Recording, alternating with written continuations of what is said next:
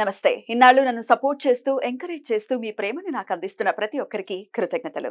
అలాగే ఈ వీడియో కూడా ఖచ్చితంగా మీకు ఉపయోగపడుతుంది. లైక్, షేర్ అండ్ సబ్స్క్రైబ్ చేసి మీ సపోర్ట్‌ని నాకు అందించండి. అలాగే ఈ వీడియో పట్ల మీకున్న అభిప్రాయాన్ని కామెంట్ సెక్షన్‌లో కామెంట్ చేసి తెలియజేయండి. ఇప్పుడు వీడియోని చూద్దాం. నమస్తే, వెల్కమ్ టు అవర్ ఛానల్. నేను పద్మిని. ప్రస్తుతంతో పాటు ప్రముఖ ఆధ్యాత్మికవేత్త, ప్రముఖ న్యూమరాలజిస్ట్, లక్ష్మీ నరసింహస్వామి ఉపాసకురాలు శ్రీమతి స్రవంతి గారు మనతో పాటు ఉన్నారు. మాట్లాడదాం. నమస్తే అక్క. నమస్తే పద్మిని. మరి దేవీ నవరాత్రుల్లో 3వ రోజు ఏ అమ్మవారిని మనం కొలవాలి అక్క? ఎలా కొలుచుకుంటే గనక అమ్మవారి అనుగ్రహాన్ని పరిపూర్ణంగా పొందొచ్చు అనేది ఒకసారి మీ ద్వారా. అన్నపూర్ణాదేవి, కాశీ పురాధీశ్వరి. ఎంత ప్రశాంతంగా ఉంటారంటే అమ్మవారు. మీరు చూస్తే గనక నవదుర్గల్లో కూడా మనం చూస్తే గనక చంద్రఘంటాదేవిని పూజిస్తాం అన్నమాట. చంద్రఘంటాదేవి అమ్మవారిని పూజిస్తే ఏంటి అని అంటే గనక మనకి కాన్ఫిడెన్స్ వస్తుంది, అలాగే ధైర్యం ఉంటుంది. మీరు రిలేట్ చేసుకోగలిగితే గనక మనము అన్నపూర్ణ అమ్మవారిని చూస్తే ఎంత చిరునవ్వుతో వచ్చింది ఈశ్వరుడైనా సరే అన్నం పెడుతూ ఉంటారనమాట అమ్మవారు. అంటే ఎంత కాన్ఫిడెన్స్ చూడాలి. అవునా కాదా? లోకాల లేలే స్వామి కదా ఆయనకి అమ్మవారు అన్నం వడ్డిస్తున్నారు అని అంటే గనక మీరు చూస్తే ఆవిడకి ఎంత కాన్ఫిడెన్స్ ఉండాలి, రేవరి అనేది ఉండాలి. కాబట్టి చంద్రఘంట అమ్మవారిని మనం ఏదైనా ధైర్యం కావాలి సమృద్ధిగా. పిల్లలు చాలా భయపడుతున్నారండి, నలుగురిలోనూ మాట్లాడలేకపోతున్నారండి అని అంటే గనక అన్నపూర్ణ అమ్మవారిని చక్కగా పూజించమని చెప్పాలి. అలాగే చంద్రఘంట అమ్మవారికి కూడా దండం పెట్టుకోమని చెప్పాలి. అలాగే నలుగురికి అన్నం పెడితే ఏంటి అనేది కూడా అమ్మవారు నేర్పిస్తారన్నమాట. మీరు చూస్తే అన్నం పెడతాను అన్నప్పుడు తప్పకుండా వచ్చి తినమని చెప్పాలి. లేకపోతే గనక వ్యాసుడు అంతటి వాడంటే వ్యాసకాశిని ఏర్పరచుకున్నాడు కానీ అందరి వల్ల కాదది. అవును, మనం ఎక్కడ పోయి మనం వెళ్ళు, అసలు కాశీలో ఉండడానికి వీల్లేదు నువ్వు అని అన్నారు. కాబట్టి ఎవరైనా మీకు వెళ్ళిన వెంటనే అన్నం తినండి అని గనక ఎవరన్నా అంటే గనక ఎంతో కొంత ప్రసాదం లాగా పెట్టండి. వద్దు అనకూడదు. నిజంగా చెప్పాలంటే మీరు ఉపవాసం ఉన్నా కూడా వద్దు అనకూడదు. అదొక పరీక్ష. వద్దు అంటే ఇంకా ఆ రోజుకు దొరకకుండానే పోతుంది అనేది. పాపం అనేది దొరకకుండా పోతుంది. పాపం మనకి ఎప్పుడైతే కావాలో ఆ రోజు నాడు దొరకకుండా ఉంటుంది. అంటే అలాంటి పరిస్థితి ఎందుకు వస్తుందండి అని అంటే ఒక్కొక్కసారి ఏమవుతుందో తెలుసా, మన ఇంటికి మనం వస్తే గనక మన ఇంట్లో వాళ్ళు తాళం వేసుకుని వెళ్ళిపోతారు. మన దగ్గర ఉందిలే ఇంకొక అనుకుంటారు. మనం ఆ రోజు ఇంట్లో పెడతాం. ఇంకా స్విగ్గీలు, జొమాటోలు ఉన్నాయి అంటే మనం ఏం చేయలేం. కానీ చెప్తున్నా, ఆ 10-15 నిమిషాలైనా మనం వెయిట్ చేయాలి కదా మన ఇంట్లో మనం భోజనం చేయకుండా. కాబట్టి తప్పకుండా ఎవరైనా తినమంటే గనక తినండి, ఎవరికైనా పెట్టాల్సి వస్తే గనక తప్పకుండా పెట్టండి. వచ్చిన వాళ్ళకి మంచినీళ్లు అడగకుండా ఇవ్వాలి అనేది పిల్లలకి మనం ఈ రోజు నేర్పించాల్సిందే.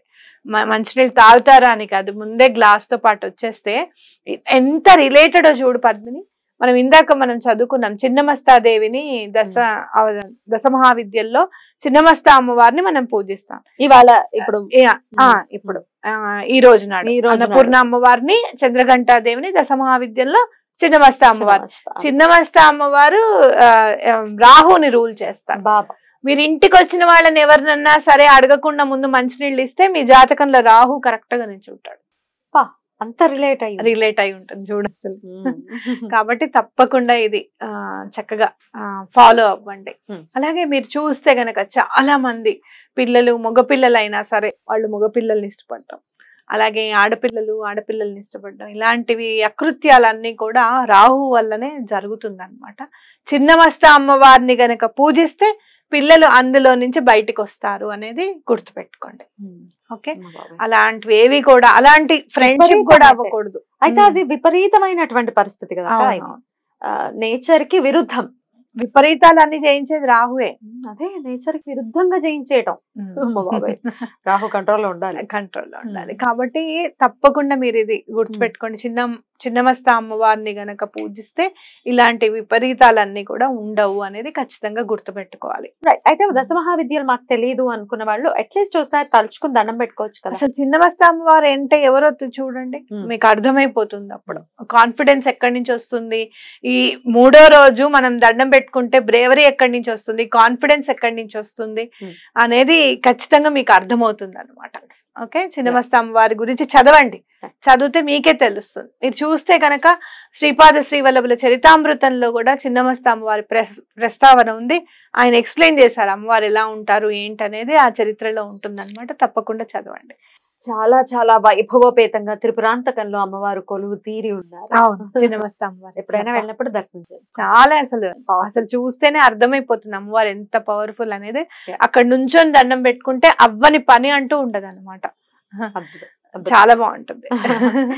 ఇక అన్నపూర్ణాదేవి విషయానికి వస్తాక ఏ రంగు వస్త్రాన్ని అమ్మవారికి సమర్పించాలి, నైవేద్యం కూడా అమ్మవారికి ఏది పెడితే అమ్మవారి ప్రీతికి పాత్రలు అవుతాం? అమ్మవారు నీలం రంగు చీరను అమ్మవారికి సమర్పించడం చాలా మంచిది.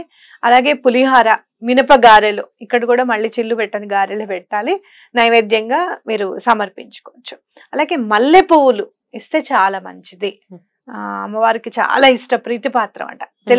తెల్లగా ఉంటే కూడా ఇష్టం అన్నపూర్ణ అమ్మవారికి ఏవైనా కూడా పదార్థాలు, కాబట్టి అవి సమర్పించండి. అద్భుతం. అయితే ఇక స్విచ్ వర్డ్ రూపంలో కూడా మీరు చెప్తూ ఉన్నారు కాబట్టి ఏ స్విచ్ వర్డ్ ని ఆ రోజు 3వ రోజు ఖచ్చితంగా నిరంతరం మనం ధ్యానించుకుంటే అమ్మవారి అనుగ్రహాన్ని పరిపూర్ణంగా పొందొచ్చు అనేది కూడా ఒకసారి చెప్పండి. ప్రణవ రూపిణి, హ్రీంకార రూపిణి, సచిదానంద రూపిణి, మణిద్వీప వాసిని, నిత్యం నమామ్యహం. బా, ఎంత బాగుందో. ఓకే, దీని అర్థం ఏదైనా చెప్తారా? ప్రణవ రూపిణి అంటే ఓంకారం, మనకి ప్రణవ నాదంగా మొదట వచ్చిన నాదంగా మనం గమనిస్తాం కాబట్టి అదే మనకి తెలుసు కదా. ఆ రూపం అమ్మవారిది. అంటే హ్రీం అనే మనకి అక్షరం ఉంది కదా, బీజాక్షరం ఉంది, ఆ రూపం కూడా అమ్మవారిది అని చెప్పి.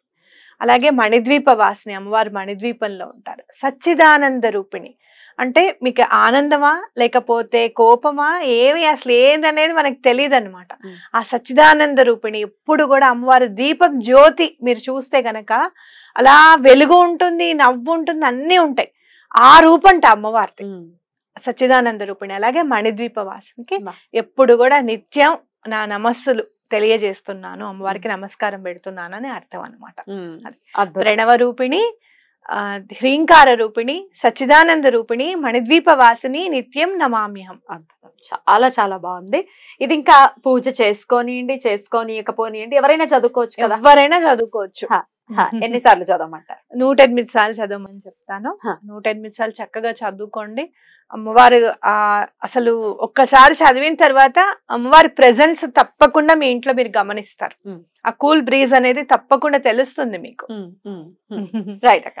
దీనికి ఏమైనా నియమాలు ఉంటాయా ఈ స్విచ్ వర్డ్ కి? అంటే సాధారణంగా అయితే నాన్ వెజ్ తినకూడదు, అది అందరూ గమనించాలి. 9 రోజులు బ్రహ్మచర్యం పాటించాల్సిందే ఎటువంటి పరిస్థితుల్లోనూ. మా వాళ్ళు తింటారమ్మా మేము వండొచ్చా అంటే అట్లాంటివన్నీ పెట్టుకోవద్దు అసలు పొరపాటున కూడా. ఉల్లిపాయ వెల్లుల్లిపాయ కూడా తినకూడదు. ఇవన్నీ ఈ 9 రోజులు పాటించాల్సిన నియమాలు అనమాట. రైట్ అక్క. సో ఈ నియమాలు పాటించాలి. బ్రహ్మచర్యం, నాన్ వెజ్ తినకపోవటం ఇవందరూ డెఫినెట్ గా చేయాల్సింది. ఇంట్లో వండటానికి కూడా వీల్లేదు, అసలు ఆ షాప్ దగ్గర కూడా వెళ్ళొద్దు, అంతే. ఇది బాగుంది. రైట్ అక్క, అద్భుతంగా వివరించారు. చక్కగా స్విచ్ వర్డ్ సహాయంతో కూడా అమ్మవారి అనుగ్రహాన్ని మన వాళ్ళు పరిపూర్ణంగా పొందాలి. చాలా బ్యూటిఫుల్ గా మాకు ఎక్స్ప్లెయిన్ చేశారు. Thank you so very much అక్క. నమస్తే.